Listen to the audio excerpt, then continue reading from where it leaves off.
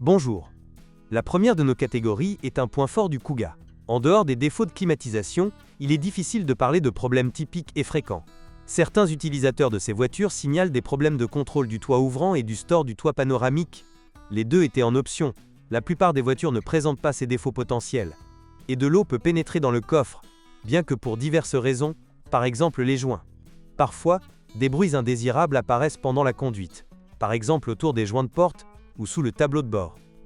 Dans des conditions hivernales, le système sans clé peut ne pas fonctionner, surtout si les capteurs sous les poignées de porte sont sales.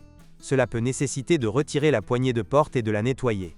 Il arrive parfois que la voiture perde le signal radio, ou consomme trop de courant de la batterie lorsqu'elle est garée. Si nous examinons une voiture produite au second semestre 2016, il est possible qu'elle ait dû faire l'objet d'une campagne de service concernant des airbags défectueux. Un capteur défectueux pourrait empêcher les airbags latéraux du conducteur ou l'airbag genou de se déployer. Dans les voitures fabriquées avant le 19 juin 2014, vous devez vérifier la fixation des caches des montants B.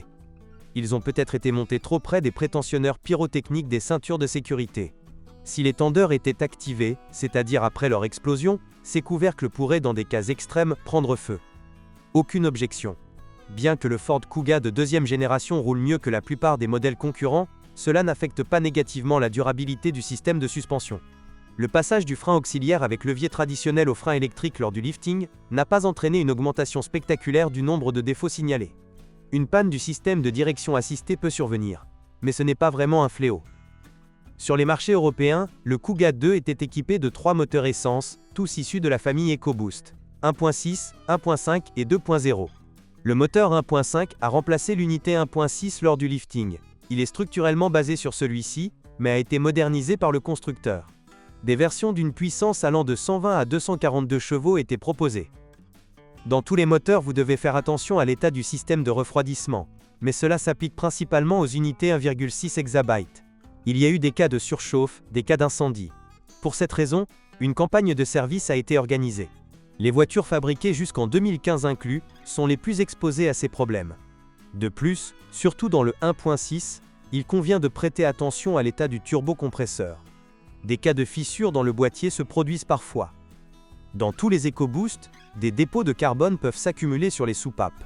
Ceci est typique des moteurs à injection directe de carburant, mais peut entraîner un fonctionnement irrégulier du moteur. De plus, des problèmes affectent occasionnellement le système d'alimentation en carburant, notamment son circuit haute pression. La plupart des sources notent que toutes les unités EcoBoost sont sensibles à la qualité de l'huile et à l'intervalle de vidange, ainsi qu'à la qualité du carburant. Il n'est donc pas nécessaire de faire le plein sur ce qu'on appelle station de type brousse, et l'huile doit être changée au moins tous les ans ou tous les 15 000 km. Les unités diesel utilisées dans le Kuga de 2012 à 2019 sont principalement des moteurs de 2 litres bien connus, conçus en collaboration avec le groupe PSA. Selon les années, des versions d'une puissance allant de 120 à 180 chevaux étaient proposées, et aucune d'entre elles ne doit être découragée. Les problèmes qui surviennent ici ne dépassent pas la gamme typique des turbodiesels modernes. Cela signifie que les éventuels défauts concernent généralement le filtre DPF et le turbocompresseur. Les moteurs diesel 2.0 TDCi/2.0 HDI sont parmi les plus populaires du marché, les prix des pièces sont donc relativement abordables. Pendant un certain temps, des moteurs diesel 1,6 et 1,5 TDCi de 120 chevaux ont également été utilisés. La première a été considérée comme une très bonne unité pendant de nombreuses années, mais par la suite, l'opinion à son sujet s'est légèrement détériorée. Ce n'est pas un mauvais moteur, et il n'y a probablement aucun risque de panne grave, mais le 2.0 est tout simplement meilleur et plus adapté à une voiture de cette taille. L'un des défauts les plus gênants pour les passagers, mais aussi peu coûteux à réparer, sur le 1.6 TDCi, sont les fuites des coussinets sous les injecteurs. Un symptôme de ce problème est l'odeur de carburant dans l'habitacle du véhicule. L'unité 1.5 TDCi a remplacé l'ancien 1.6, vous pouvez en savoir plus ici. Il reçoit généralement des critiques légèrement meilleures que le 1.6. Mais il n'en demeure pas moins que tous les moteurs diesel de 120 chevaux 1.5, 1.6 et 2.0 sont destinés aux conducteurs plus calmes. Fait intéressant, il convient d'ajouter que pendant un certain temps, les moteurs 1.5 et 2.0 TDCi de 120 chevaux étaient proposés en parallèle. Mais ce dernier était associé à une transmission à double embrayage PowerShift. La voiture dans cette configuration, 2.0 TDCi 120 chevaux, PowerShift, FWD, a accéléré jusqu'à 100 km/h en 13,4, un résultat pas impressionnant.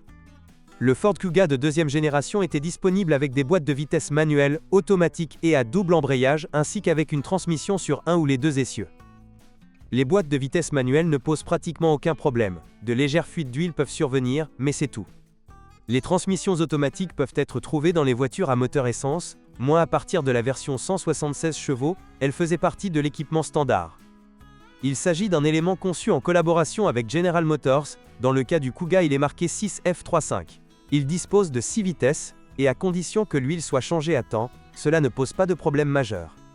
La transmission PowerShift à double embrayage 6DCT450 de Getraga est légèrement moins bien notée. D'une part, de nombreuses personnes jugent son fonctionnement meilleur que celui de DSG, et d'autre part, elle est moins populaire et encore plus coûteuse à réparer. Et bien sûr, cela nécessite aussi des vidanges d'huile régulières. Il vaut mieux ne pas dépasser 60 000 km sans changer le lubrifiant. Il convient de garder à l'esprit que le cas très médiatisé des boîtes de vitesse PowerShift défectueuses aux États-Unis ne concerne ni le Kuga, ni son équivalent local, le Ford Escape. La boîte de vitesse à double embrayage n'était disponible que sur les moteurs diesel de 2 litres. La transmission sur les deux essieux du Kuga s'effectue à l'aide d'un embrayage multidisque, et ne pose généralement pas de problème majeur.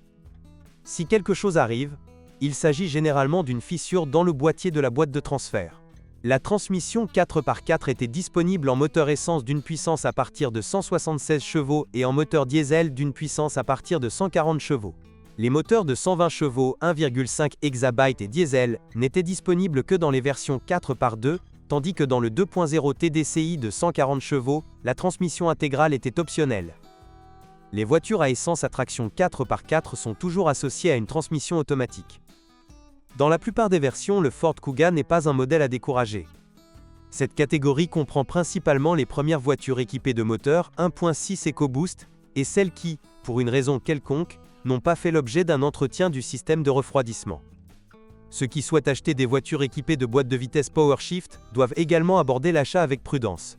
Certaines factures documentant le soin apporté à l'état technique de la boîte de vitesse seront les bienvenues. Avec tout cela à l'esprit, il ne reste plus qu'à choisir le bon. Et si vous connaissez des défauts courants, vos commentaires seraient appréciés. Bonjour les amis. Vous cherchez une voiture d'occasion? Vous devez prêter attention au site web carm.pro. Carm.pro est grand catalogue de voitures, moteurs, boîtes de vitesse. Et le meilleur, c'est que vous pouvez trouver des informations sur les pannes de n'importe quelle pièce. Complètement gratuit. Allez sur le site web carm.pro et découvrez tous les éventuels points faibles des voitures d'occasion.